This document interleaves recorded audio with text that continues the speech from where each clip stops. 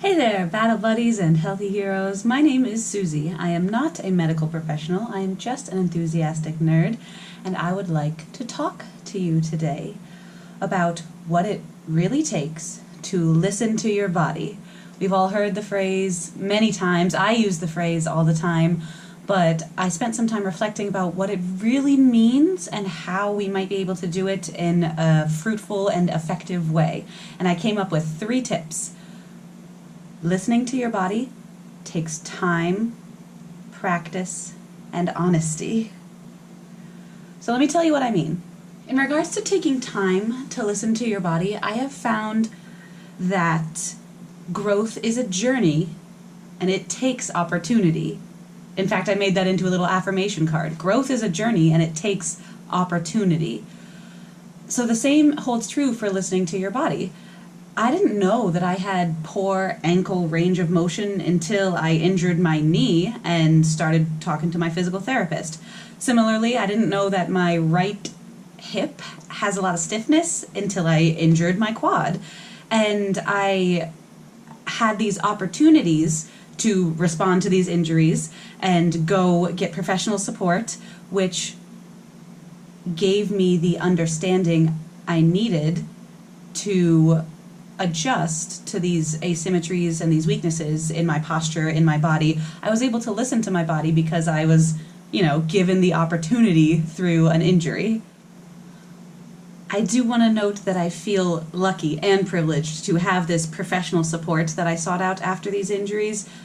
That opportunity helped me respond to what my body needed before I needed a more serious intervention, like a surgery or something. It's really easy to become discouraged if in listening to your body you have these injuries you need to respond to. Very easy to become discouraged and sort of beat yourself up and wish that I wish I did more sooner, or I talked to the professional earlier in my fitness journey. But I want to emphasize that no matter where we are in our journey of learning our bodies and listening to our bodies, whether we're a beginner or we're advanced in our fitness routine or we're in rehab or recovery from injuries, learning through each experience one at a time as they arise is what takes time.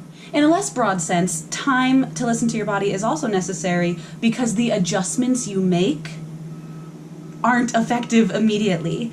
It's a gradual process to return to exercise after an injury.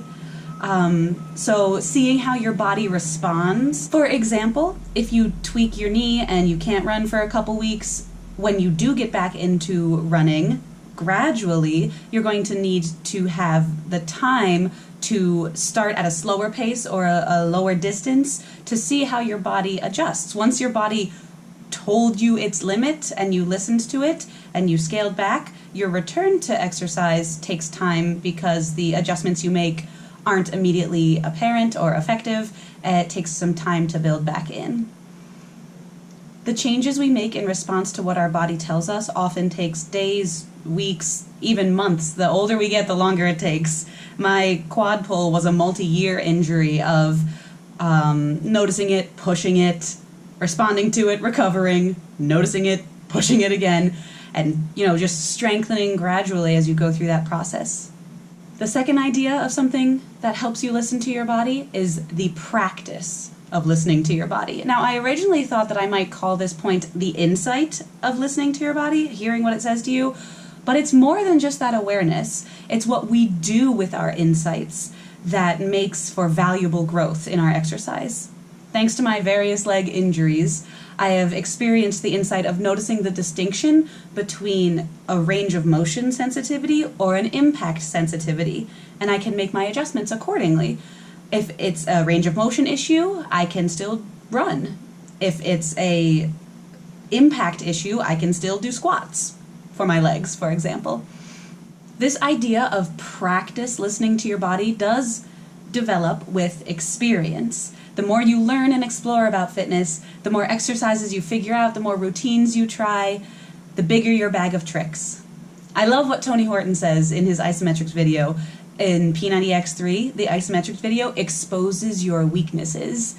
And that concept of finding new exercise routines to see what's harder or stiffer or weaker. Once you expose that, as you keep exploring and practicing new things, you realize what you need to work on. The crucial follow-up, after you develop your bag of tricks and you have all these ideas and all these experiences, the crucial follow-up is to pay attention to what the insights are telling you, to when the insights are talking to you, when your body is reacting to these new ideas, be it soreness or stiffness or stinging, even something just like fatigue or weakness, take that into your awareness and you respond as needed. My final point for listening to your body is about honesty. And this is the big one. Honesty, it's the kicker. It's the hardest part. That responding as needed. I love the idea of grit and determination and working hard, discipline, digging deeper. But if you're not honest with yourself, that's when you get hurt. If you're taking that final push for a step forward, you might land yourself 3 steps backward. If you're just trying to be tough or prove yourself or do more, that's not necessarily being honest about what your body's capabilities are. That's having mental hang-ups. And trust me, I struggle with tons of false narratives. You are not alone if you feel ashamed for needing to take a break. It's often very difficult to be honest with ourselves when we are ashamed of ourselves or feeling weak or feeling discouraged. There's not an easy answer to this. It's been a really long journey for me. I can only encourage you to notice and try and offer yourself compassion. Loving yourself gently will allow you to open up a safer space for failures or pauses, breaks.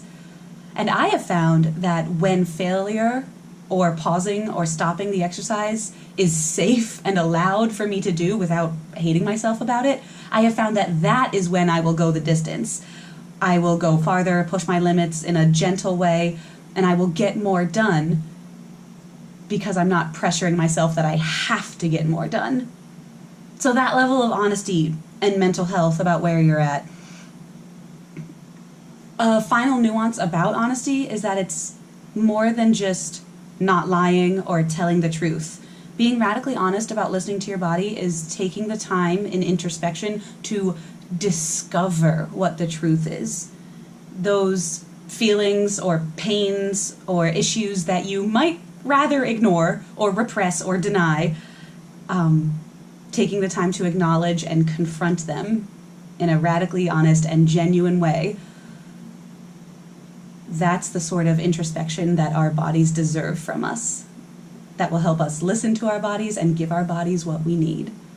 So I hope these ideas help you open up to the experience of your fitness journey, open up to the idea of responding to the needs of your bodies. It takes time and opportunity, it takes practice and insight, and it takes radical honesty. Thank you for being battle buddies and healthy heroes with me.